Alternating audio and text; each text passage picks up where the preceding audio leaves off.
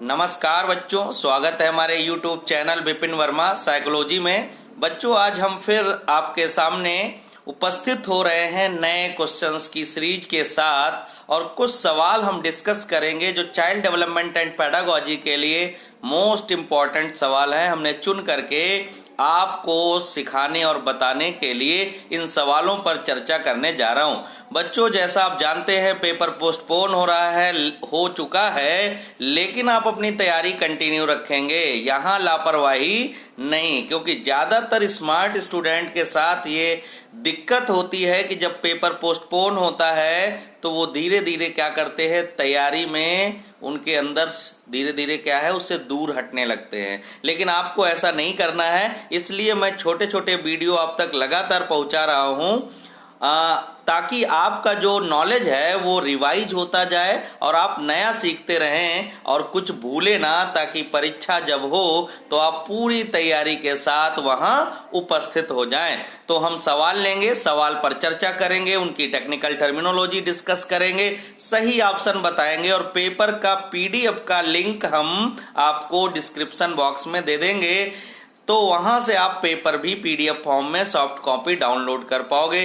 तो पहला सवाल जो बहुत इंटरेस्टिंग सवाल है चाइल्ड डेवलपमेंट एंड पेडागोजी का, तो उस पर हम डिस्कस करने जा रहे हैं। तो पहला सवाल है, लिंग ब्रैकेट में जेंडर पक्षपात डैश की ओर संकेत करता है। आपने चैप्टर पढ़ा है जेंडर इश्यूज, वहां से क्वेश्चन पूछा गया है, यानी जेंडर पक्षपात या जेंडर बायस्ड डैश की ओर संकेत करता है। पहला ऑप्शन है सांस्कृतिक अभिवृत्तियों के कारण अपेक्षाओं पर आधारित लड़कों और लड़कियों से भिन्न व्यवहार करना।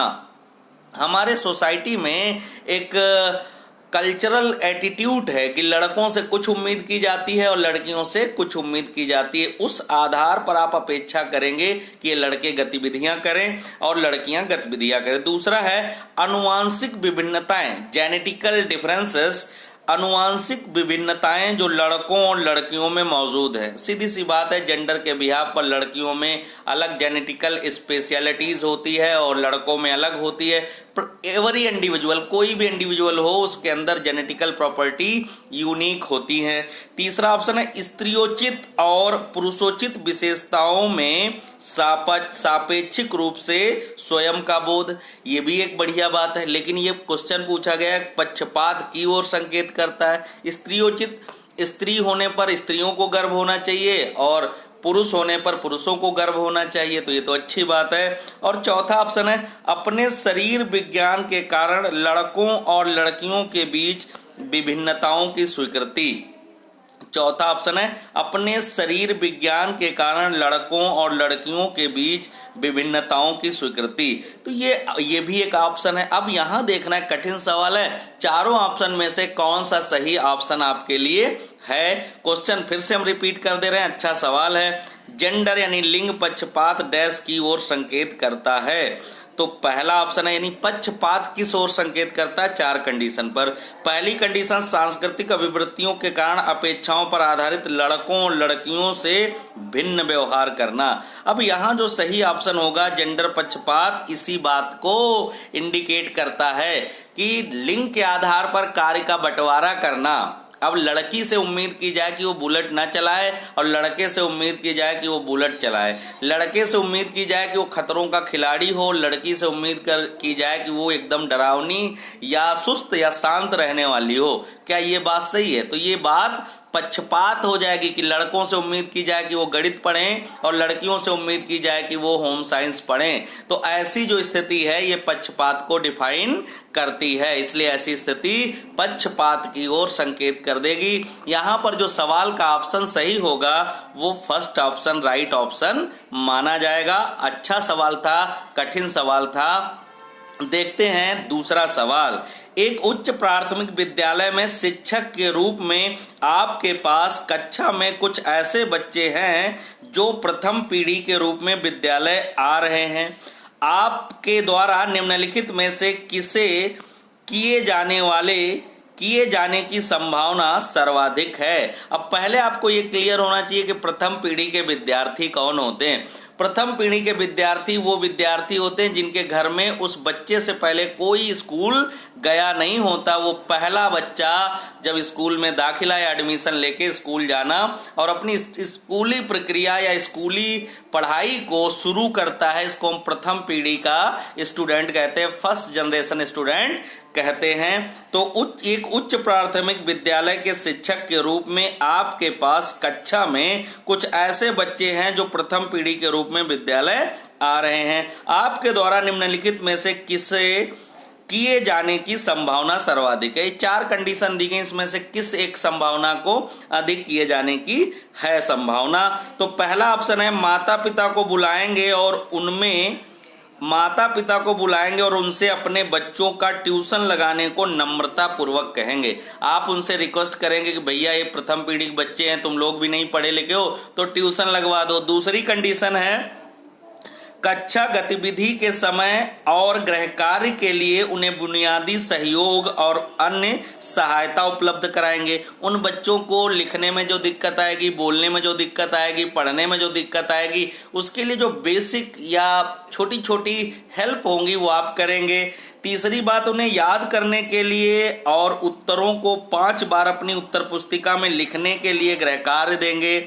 और चौथी कंडीशन है बच्चों से कहेंगे कि उनमें आगे पढ़ने की क्षमता नहीं है और वे उन्हें अपने माता पिता के काम में सहायता करनी चाहिए। अब आपको हमने इतना डिस्कस कर दिया है, आंसर क्लियर हुआ होगा। आंसर आप टिक किया करिए, कमेंट में लिखा करिए तो हमें भी पता चले कि आप क्या एक्टिविटी कर रहे हैं लाइव में।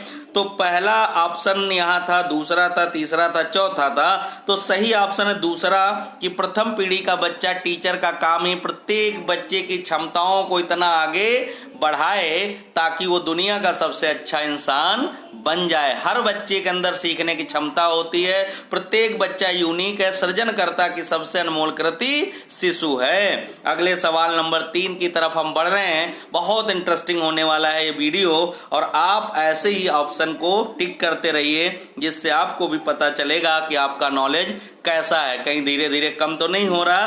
क्वेश्चन नंबर 3, समान आयु के बच्चों में भी आकृति, योग्यता, स्वभाव, रुचि, प्रवृत्ति और अन्य बातों में बहुत अंतर होता है। इस संदर्भ में विद्यालय की क्या भूमिका है?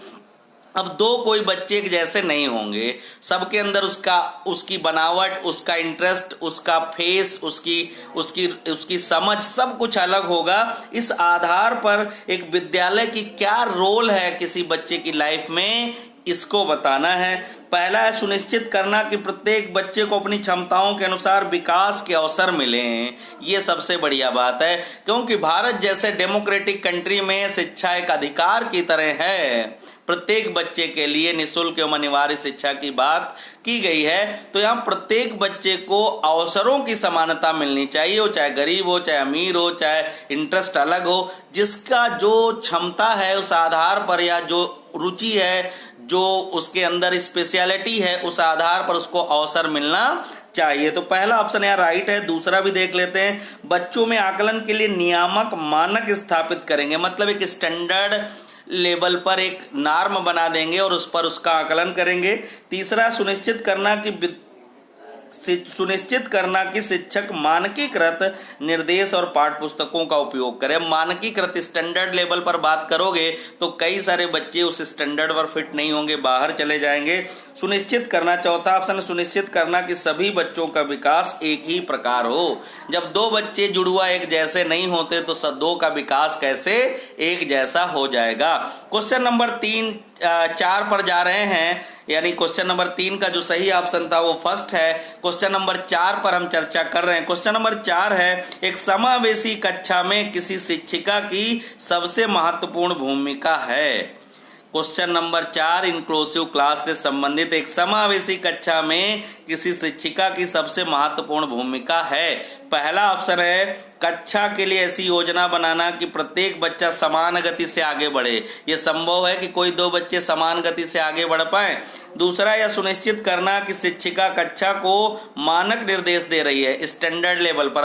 अब पता लगा कोई हिंदी समझता है, कोई अंग्रेजी समझता है, कोई पंजाबी समझता है और सबको तुम आप लैटिन में बताना शुरू कर दोगे तो क्या हो जाएगा, किसी को नहीं समझ आएगा, तो ये तो मानक निर्देश से कोई मतलब नहीं है। थर्ड ऑप्शन है बच्चे के माता पिता के व्यवसाय को जानना ताकि शिक्षिका प्रत्येक बच्चे के भावी व्यवसाय को जान सके। देखिए, जब हमारी क्षमताओं का विकास हो जाएगा तो हम ऑटोमेटिक अपने भविष्य में जो व्यवसाय करना चाहेंगे उसका चुनाव कर लेंगे।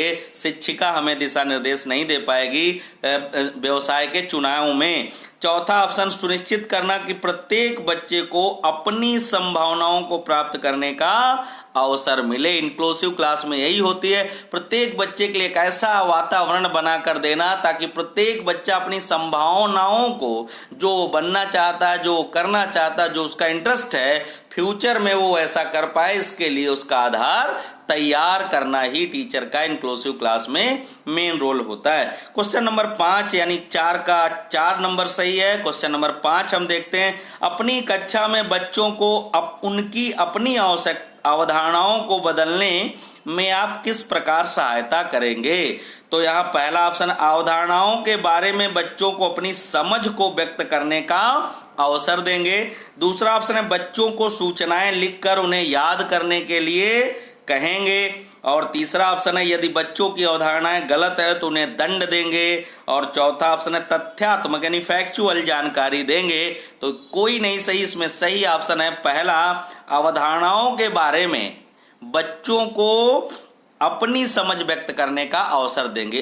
क्या कॉन्सेप्ट डेवलप हुए हैं इसलिए उनको बोलने का मौका देना। 5 नंबर क्वेश्चन का सही ऑप्शन है 1। अगले नंबर क्वेश्चन नंबर 6 की तरफ बढ़ रहे हैं। बहुत ही महत्वपूर्ण 6 नंबर सवाल है जिस पर हम चर्चा कर रहे हैं। 6 नंबर सवाल देखते हैं क्या कह रहा है। जब बच्चे एक विशेष संख्या में पुस्तकें पढ़ते हैं तो उन्हें प्रमाण पत्र दिया जाता है। यह रणनीति शायद अधिक समय तक काम न करे क्योंकि पहला ऑप्शन है पुस्तकों को पढ़ना बच्चों को उनके गृह कार्य को पूरा करने में बाधा डालेगा। दूसरा, यह संभवतः बच्चों को उनके प्रमाण पत्र प्राप्त करने के लिए पुस्तकों को पढ़ने की तरफ ले जाएगा। तीसरा है पुस्तकालय में बहुत अधिक पुस्तकों को खरीदने की आवश्यकता होगी। और चौथा है जब अधिक संख्या में बच्चे पढ़ना शुरू कर देंगे तो बड़ी मात्रा में प्रमाण पत्र देने पड़ेंगे। अब यहाँ पर बड़ी स्थिति मुश्किल वाली है। कह रहे हैं कि अगर हम बच्चों से कहें कि विशेष संख्या में पुस्तकें पढ़ें तो उन्हें एक प्रमाण पत्र मिलेगा। बच्चों जैसे हम टेस्ट लेते हैं और आपसे कहें अगर ये टेस्ट कोई देगा तो उसको 10 रुपए का पुरस्कार मिलेगा, तो वो व्यक्ति चाहे इंटरेस्टेड हो या ना हो, जब पुरस्कार या रिवार्ड दिया जाता है तो व्यक्ति क्या है ज्यादा उस तरफ मोटिवेट होता है। यानी स्थिति पैदा हो जाएगी कि हर व्यक्ति टेस्ट देगा, भले उसको समझ आए या ना आए, नंबर आए ना आए।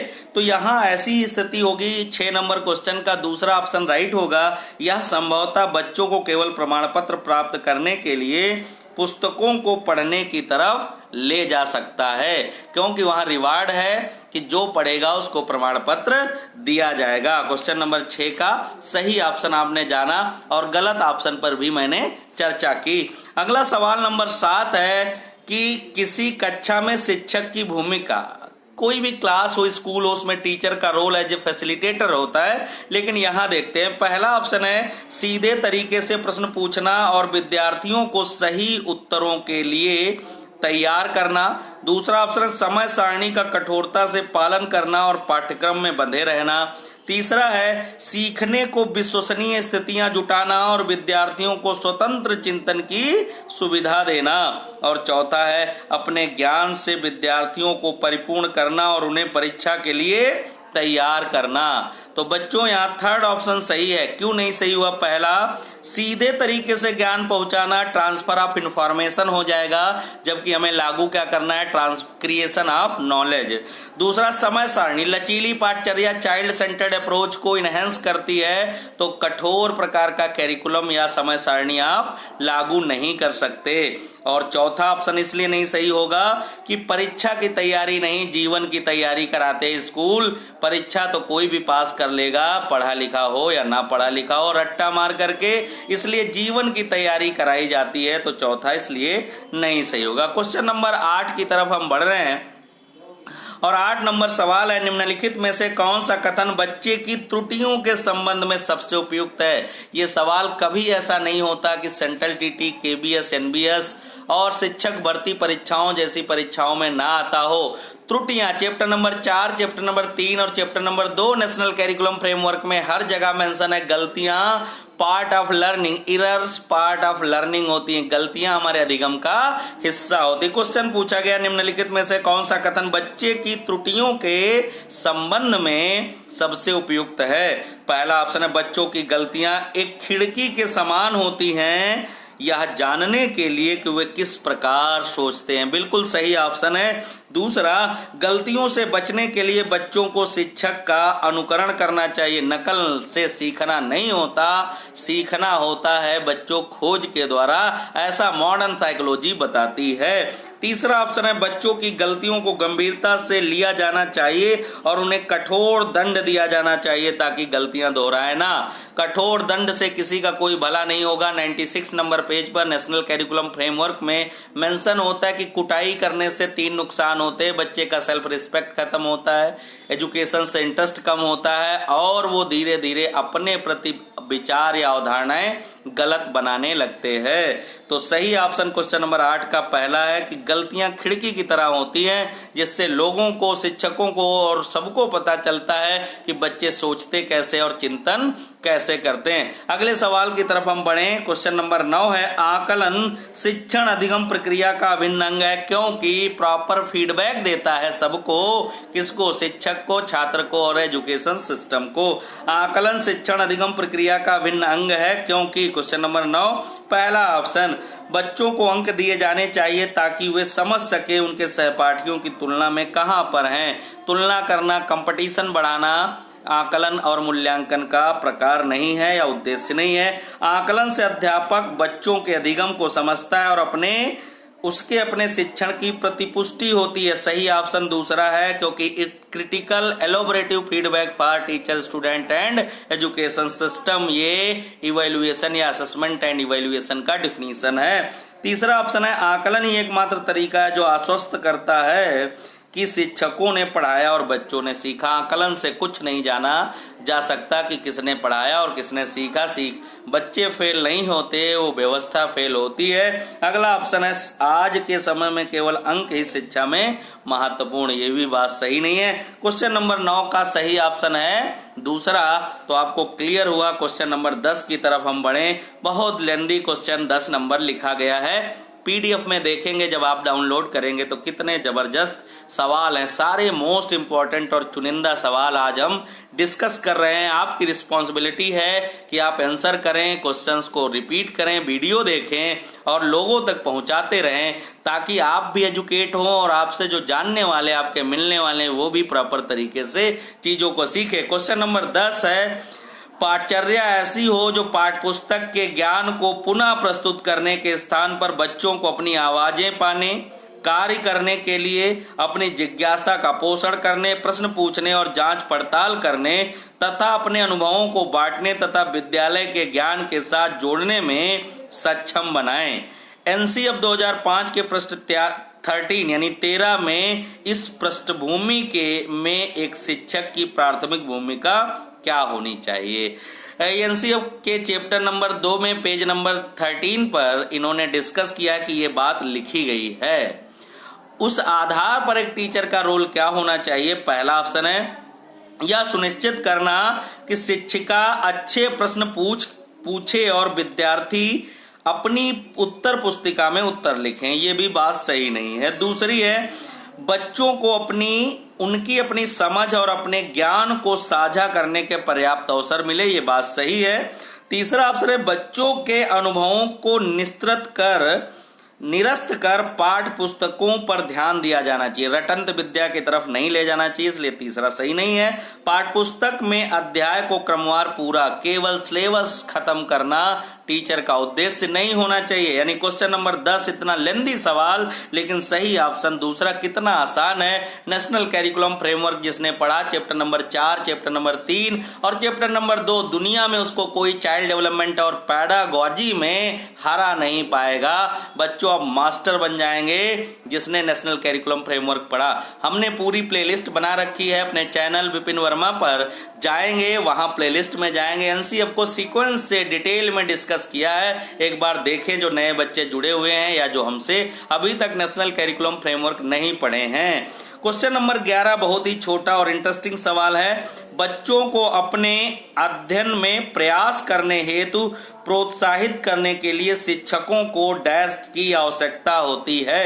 पहला ऑप्शन है बच्चे को डांटने की आवश्यकता नहीं, बच्चे को नियंत्रित करने की आवश्यकता नहीं, अन्य बच्चों के साथ तुलना, तीनों गलत है। सही ऑप्शन चौथा, बच्चों को प्रेरित करने के लिए। नेशनल करिकुलम फ्रेमवर्क में लिखा गया है जब शिक्षक बच्चों की स्ट्रेंथ पर पॉजिटिव फील करते हैं तो बच्चे ज्यादा रिस्पॉन्सिबिलिटी से गतिविधि करते हैं। तो बच्चों को प्रेरित करना ही क्या है, प्रयास होगा। ये अच्छी बात है। क्वेश्चन नंबर 11 का चौथा नंबर ऑप्शन सही है। आगे बढ़े और 12 नंबर क्वेश्चन, भावनाओं, अधिगम और अभिप्रेरणा के संदर्भ में निम्नलिखित में से कौन से कथन से आप सहमत है?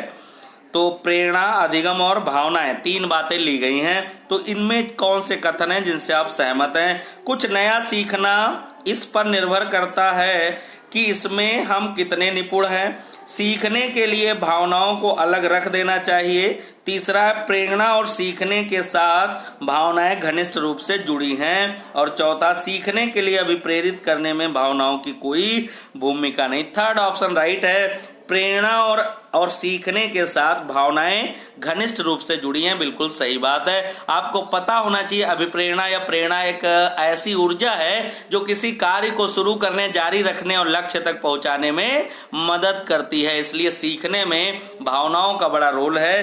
तो 12 नंबर क्वेश्चन का सही ऑप्शन थर्ड है। क्वेश्चन नंबर 13 यानी 13 नंबर सवाल की तरफ बढ़ते हैं और क्वेश्चन है मल्टीपल यानी MCQ यानी बहुविकल्पी प्रश्न बच्चों की डैश डैश की योग्यता का आकलन करते हैं। बहुविकल्पी प्रश्न किस प्रकार की योग्यता का आकलन करते हैं? पहला ऑप्शन है सही उत्तर का प्रत्यास्मरण यानी रिकॉल करने में, सही उत्तर का निर्माण करने में, तीसरा सही उत्तर की व्याख्या करने में और चौथा सही उत्तर की पहचान यानी रिकॉग्नाइजेशन के लिए। तो बच्चों सही ऑप्शन है चौथा। बहुविकल्पी प्रश्न होते हैं, क्वेश्चन लिखा होता है, उसके 4 ऑप्शन जैसे हम डिस्कस कर रहे हैं, इसमें से एक आंसर को पहचानना है कौन सा सही है। तो बहुविकल्पी प्रश्न बच्चे की रिकॉग्नाइजेशन की क्षमता को बढ़ाते हैं। फोर्थ ऑप्शन राइट है। क्वेश्चन नंबर 14 की तरफ हम बढ़ रहे हैं और 14 नंबर सवाल क्या है? सामाजिकरण की प्रक्रिया में शामिल नहीं है। Process of socialization does not included. तो बच्चों ध्यान रहे, सोशलाइजेशन के लिए 2 कंडीशन होती है, तो समाज के अनुसार हो जाना या समाज की विविधताओं को समझने की क्षमता रखना सोशलाइजेशन का एक बड़ा पैरामीटर है। पहला ऑप्शन है कौशलों का अर्जन, दूसरा मूल्यों और विश्वासों का अर्जन, तीसरा अनुवांशिक संचरण और चौथा एक संस्कृति की रीतियों और मापदंडों को सीखना। तो बच्चों जेनेटिक ट्रांसफॉर्मेशन या ट्रांसमिशन जो है वो नहीं होता है सामाजिकरण में शामिल, यानी तीसरा ऑप्शन अनुवांशिक संचरण इसमें सही ऑप्शन नहीं होगा। यानी जो क्वेश्चन है सामाजिकरण की प्रक्रिया शामिल नहीं है तो थर्ड ऑप्शन राइट होगा, क्योंकि यही ऐसी गतिविधि हमारे सोशलाइजेशन में नहीं है। क्वेश्चन नंबर 15 जो बड़ा इंटरेस्टिंग सवाल है, जीन पियाजे के जो 6 कॉन्सेप्ट थे, scheme, schema, decentralization, adaptation, accommodation, ये सब साम्य धारण, इक्विलिब्रिएशन वगैरह से जो कॉन्सेप्ट इन्होंने दिए थे वो कॉन्सेप्ट से सवाल पूछा गया। क्वेश्चन नंबर 15 है मानसिक संरचनाएं जो चिंतन के निर्माण का प्रखंड हैं, इसके लिए पियाजे ने किस शब्द या पद का प्रयोग किया है?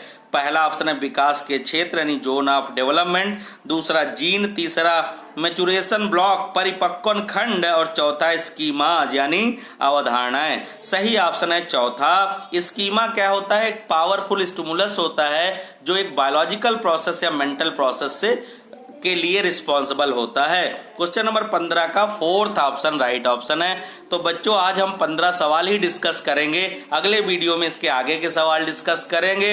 आप इस वीडियो को देखिए, इसमें पूरी एनालिसिस देखिए, PDF का लिंक डिस्क्रिप्शन बॉक्स में है, वहां से डाउनलोड कर लीजिए।